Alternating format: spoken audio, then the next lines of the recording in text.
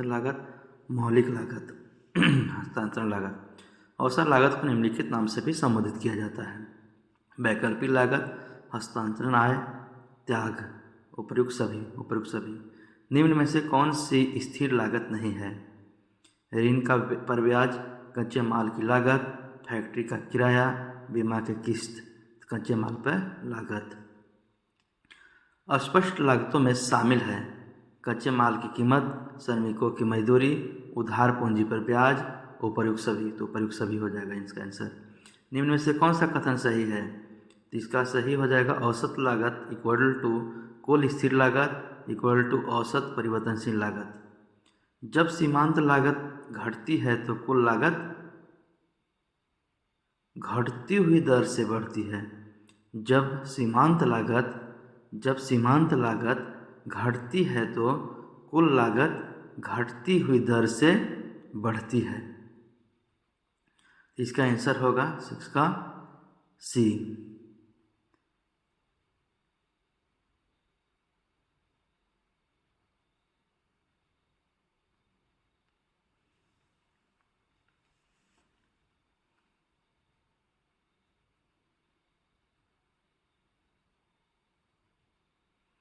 सीमांत उत्पाद को व्यक्त किया जा सकता है MP बराबर PN माइनस TPRN-1 के रूप में भी। तो इसका आंसर होगा MP equal to TPN minus TPR-N-1 के रूप में। उत्पादनकर्ता के स्वयं के साधनों का मूल्य क्या होती है? अस्पष्ट लागतें कहलाती है, अस्पष्ट लागतें कहलाती है। इसका होगा अस्पष्ट लागतें कहलाती है। अवसर लागत क्या है? वह विकल्प जिसका परित्याग कर दिया गया, खोया हुआ अवसर, हस्तांतरण, इनमें से सभी। इसका आंसर होगा इनमें से सभी। वह विकल्प जिसका परित्याग कर दिया गया है, खोया हुआ अवसर, हस्तांतरण, इनमें से सभी। तो इसका आंसर होगा डी, इनमें से सभी। नेक्स्ट, निम्नलिखित में से कौन सा कथन सही है? निम्नलिखित में से कौन सा सही है? इसका आंसर हो जाएगा मौद्रिक लागत बराबर अस्पष्ट लागत प्लस अस्पष्ट लागतें प्लस सामान्य लाभ। वह लागत अथवा आय जो किसी साधन को उसके परिवर्तन कार्य में बढ़ने के लिए प्रेरित करती है, उसे क्या कहा जाता है? अस्पष्ट लागत कहते हैं, अस्पष्ट लागत कहते हैं, अवसर लागत कहते हैं, उपयुक्त में से कोई नहीं। इसका आंसर होगा सी, अवसर लागत कहते हैं। हरसमान प्रतिफल नियम का संचालन के रूप में कारक है। ए और बी दोनों होना चाहिए। सीमित साधन और बी साधनों का अपूर्ण प्रतिस्थापन होना। हरासमान प्रतिफल नियम का संचालन का मुख्य कारक साधनों का अपूर्ण प्रतिस्थापन होना और सीमित साधन, ये दोनों होना चाहिए। अवसर लागत वक्र का आकार होता है। अवसर लागत वक्र का आकार यू अक्षर जैसा होती है। कुल लागत बराबर होती है।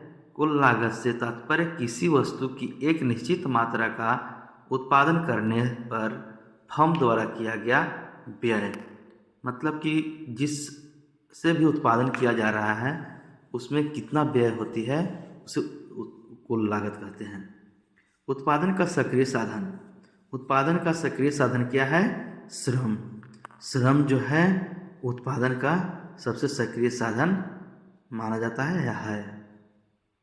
इसका आंसर होगा 15 का बी, श्रम।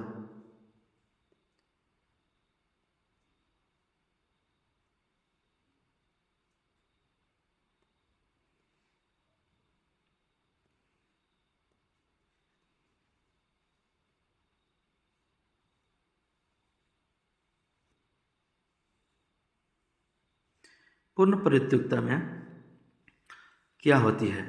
अवसर आय सीमांत आय, औसत आय ग्रेटर देन सीमांत आय, औसत आय लेस देन सीमांत आय, औसत आय प्लस सीमांत आय। इसका ये होगा औसत आय इक्वल टू सीमांत आय। यहाँ पे थोड़ा सा इक्वल टू नहीं दिया हुआ है। जब सीमांत लागत बढ़ती है तो क्या होता है? अवसर लागत बढ़ती है, कुल लागत बढ़ती है, अवसर लागत सीमांत लागत से कम रहती है। इसका आंसर हो जाएगा बी, कुल लागत बढ़ती है। निम्न चित्र प्रदर्शित करता है कुल स्थिर लागत इनमें से कोई नहीं, लागत इनमें से कोई नहीं। तो आंसर होगा बी, इनमें से कोई नहीं।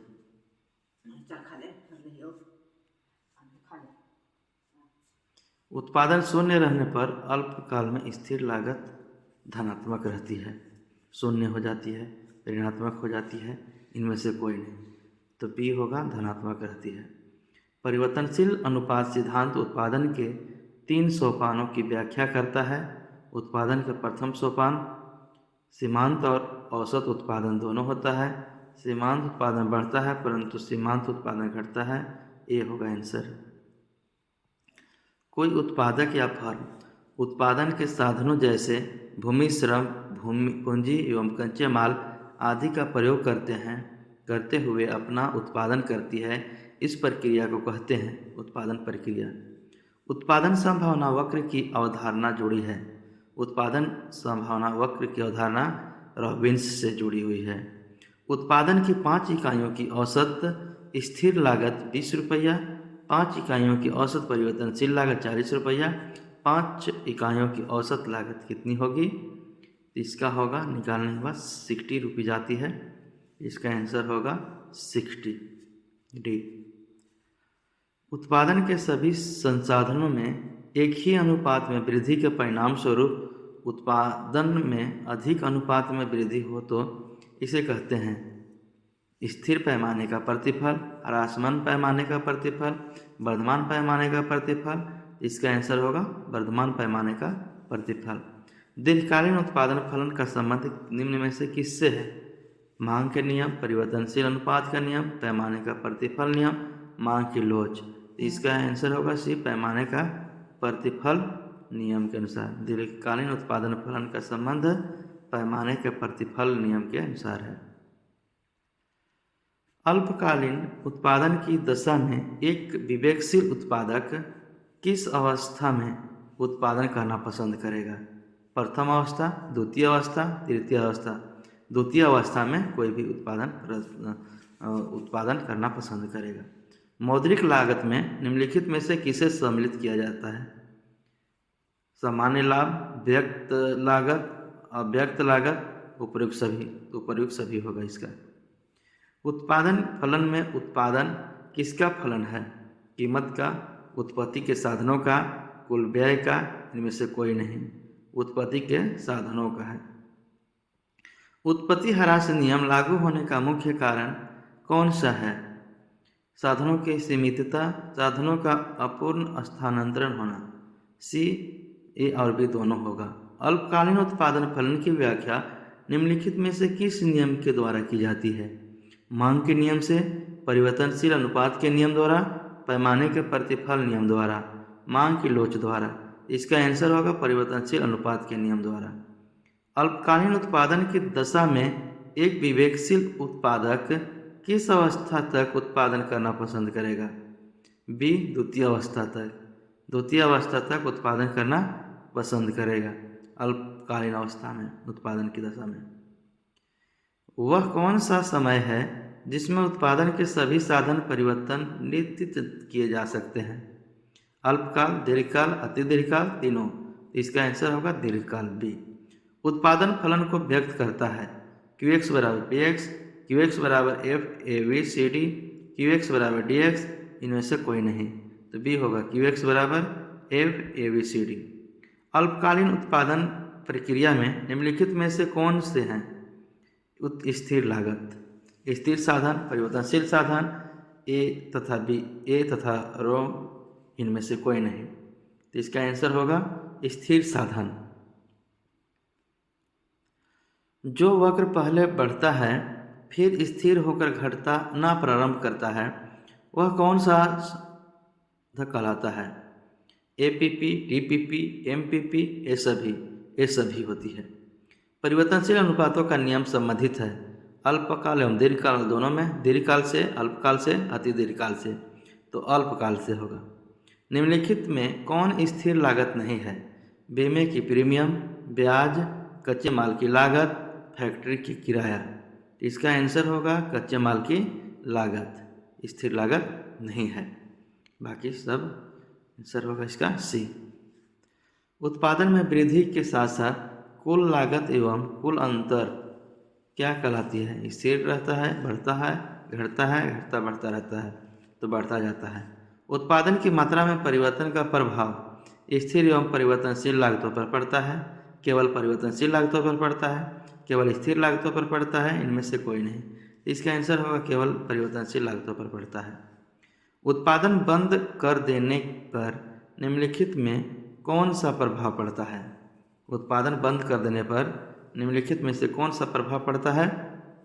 स्थिर लागतें बढ़ जाती है, परिवर्तनशील लागतें कम हो जाती है, परिवर्तनशील लागतें शून्य हो जाती है, रिपर लागतें शून्य हो जाती है। तो इसका आंसर होगा परिवर्तनशील लागतें शून्य हो जाती है। इसका आंसर सी।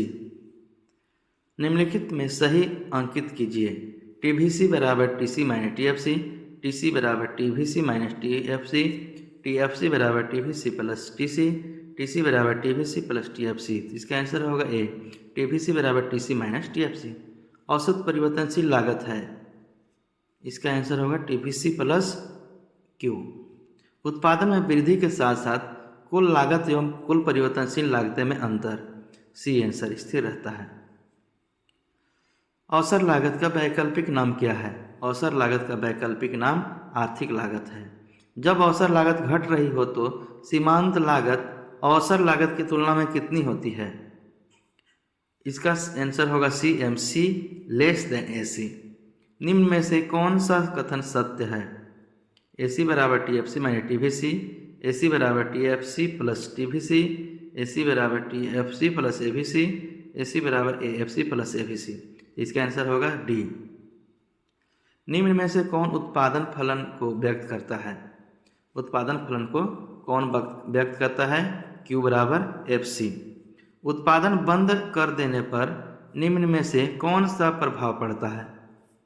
स्थिर लागत बढ़ती है, परिवर्तनशील लागत कम हो जाती है, परिवर्तनशील लागत शून्य हो जाती है, स्थिर लागत शून्य हो जाती है।